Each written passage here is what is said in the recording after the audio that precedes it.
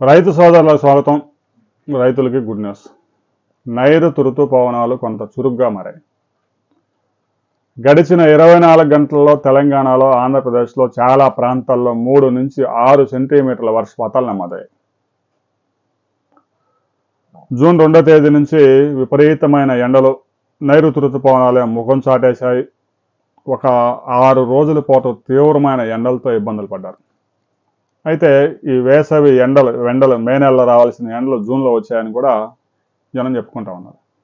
మే నెలలో సహజంగా 6 సెంటీమీటర్ల సగటు వర్షపాతం నమోదు కావాలి, అలాంటిది 13 సెంటీమీటర్ల వర్షపాతం నమోదైంది. మే నెలలో కొంత కూల్గానే వెళ్ళిపోయింది.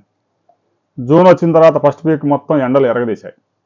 ఇక గడిచిన 24 గంటల నుంచి కొంతవరకు చాలా ప్రాంతాల్లో సాయంత్రం విరుచుకుపడతా ఉన్నాయి వర్షాలు.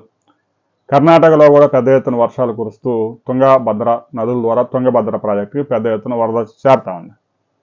ఇక తాజాగా భారత వాతావరణ శాఖ ఒక బులెటిన్ రిలీజ్ చేసింది.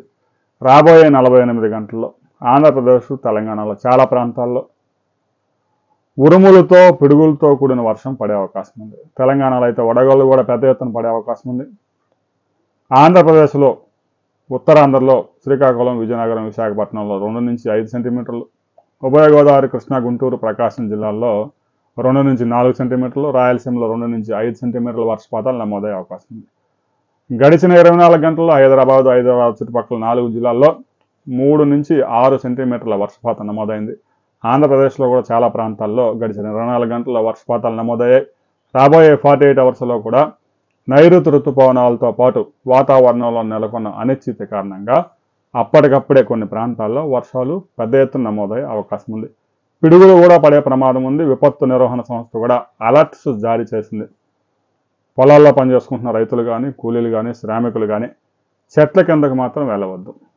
రాబోయే 24 అవర్స్లో ఏ ప్రాంతాల్లో ఎంత వర్షపాతం నమోదైంది అనే వివరాలతో మనం మరో వీడియోలో కలుసుకుందాం.